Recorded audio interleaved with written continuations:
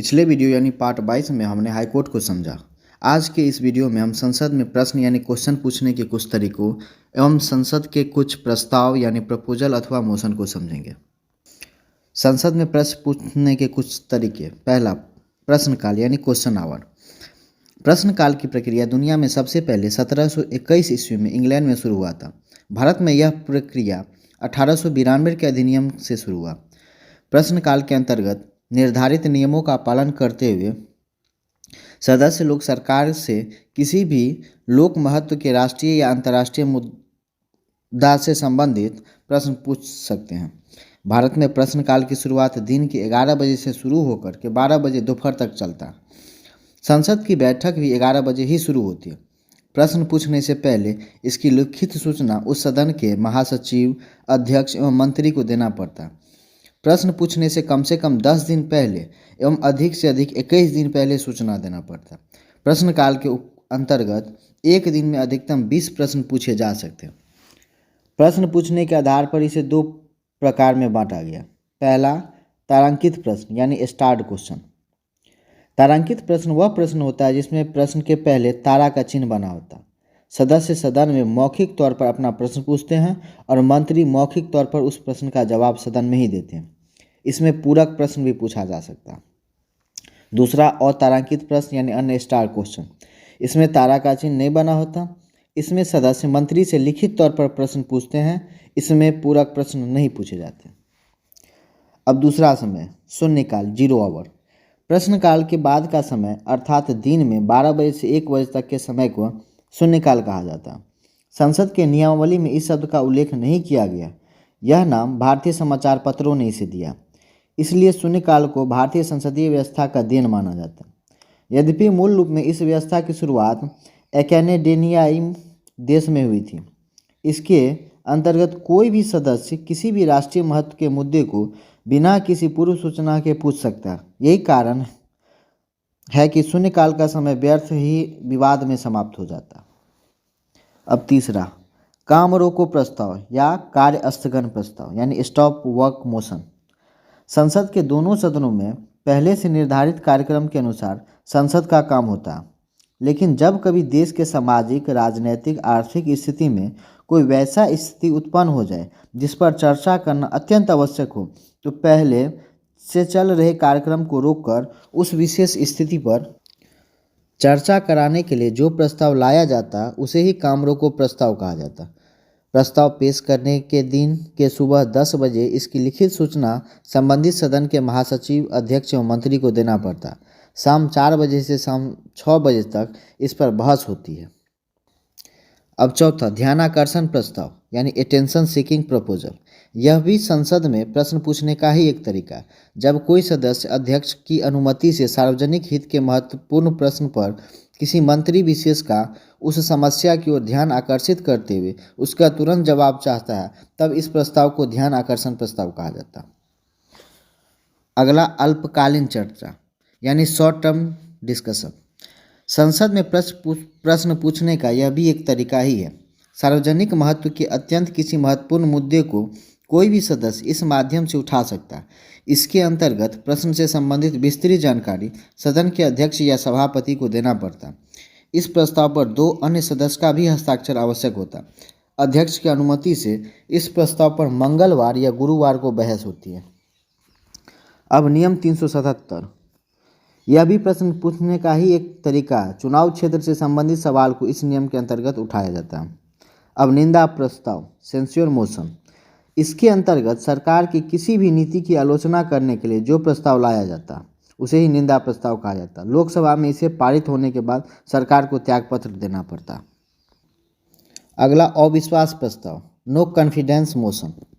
अविश्वास प्रस्ताव कोई भी सदस्य 15 दिन पूर्व सूचना के आधार पर ला सकता। इस प्रस्ताव पर लोकसभा के 50 सदस्यों का हस्ताक्षर आवश्यक है। अध्यक्ष द्वारा निर्धारित तिथि को चर्चा करने के बाद यदि यह प्रस्ताव सामान्य बहुमत यानी आधे से एक अधिक मत से पारित हो जाता, तब प्रधानमंत्री को अपना पद छोड़ना पड़ता।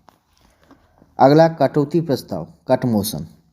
सरकार द्वारा लोकसभा में रखी गई अनुदान की मांगों में कटौती के लिए विपक्ष के द्वारा जो प्रस्ताव लाया जाता उसे ही कटौती प्रस्ताव कहा जाता। अनुदान की कुल मांग 109 है, जिसमें 103 और सैनिक एवं 6 रक्षा मंत्रालय से संबंधित है। यदि विपक्ष का कटौती प्रस्ताव स्वीकृत हो जाता तब मंत्रिपरिषद को त्यागपत्र देना पड़ता। अगला गिलोटिन क्लोजर। लोकसभा में आमतौर पर सभी विभाग के अनुदान मांग पर अलग अलग चर्चा के बाद यह पारित किया जाता है, लेकिन कभी कभी समयाभाव में अध्यक्ष की अनुमति से सभी विभाग के मांगों को एक ही साथ प्रस्तुत कर बिना बहस किए हुए जब इसे पारित कर दिया जाता तब उसे गिलोटिन कहा जाता। अब रूल 184। इसके अंतर्गत यदि कोई प्रस्ताव संसद में चर्चा के लिए प्रस्तुत किया जाता है और यदि चर्चा के बाद उस पर मतदान कराना आवश्यक होता है तब इस प्रक्रिया को रूल 184 कहा जाता है। यदि चर्चा के बाद मतदान नहीं कराया जाए तब इसे रूल 193 कहा जाएगा। अब संचित निधि यानी कंसोलिडेटेड फंड्स, अनुच्छेद 266। इसमें भारत एवं राज्य के संचित निधि का वर्णन किया गया। संचित निधि वह कोष होता है जिसमें भारत सरकार को प्राप्त सभी प्रकार के राजस्व एवं कर्ज जमा किए जाते हैं। इसके अंतर्गत आयकर, निगम कर या राष्ट्रीय अंतर्राष्ट्रीय व्यापार से प्राप्त आय, स्वर्ण भंडार एवं विदेशी मुद्रा भंडार तथा कर्ज भी शामिल किए जाते हैं। अब अगला आकस्मिक निधि, इमरजेंसी फंड्स, अनुच्छेद 267। अनुच्छेद 267 में केंद्र एवं राज्य के आकस्मिक निधि का उल्लेख किया गया। इस अनुच्छेद में यह कहा गया है कि संसद को भारत के लिए एवं राज्य विधानमंडल को राज्य के लिए आकस्मिक निधि बनाने का अधिकार है। केंद्र या राज्य में अचानक उत्पन्न होने वाली परिस्थितियों से निपटने हेतु जो फंड्स स्थापित किए जाते हैं उसे ही आकस्मिक निधि कहा जाता है। केंद्र की आकस्मिक निधि राष्ट्रपति के अधीन एवं राज्यों की आकस्मिक निधि राज्यपाल के अधीन होती है। आकस्मिक निधि से धन खर्च करने हेतु संसद या राज्य विधानमंडल की अनुमति की आवश्यकता नहीं होती है। इसका गठन 1950 में ही किया गया था। अब अगला बजट यानी वित्त विधेयक या वार्षिक वित्तीय विवरण, अनुच्छेद 112।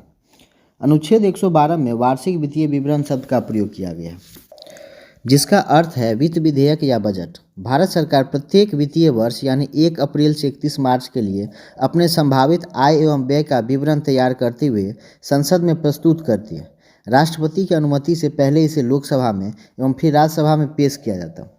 बजट पेश होने के बाद 75 दिन के अंदर इसे संसद के दोनों सदन में पारित होने के बाद राष्ट्रपति की सहमति आवश्यक होती है। अब अगला धन विधेयक, मनी बिल, अनुच्छेद 110। बजट के माध्यम से प्रत्येक विभाग के लिए धन खर्च करने का विवरण प्रस्तुत किया जाता है।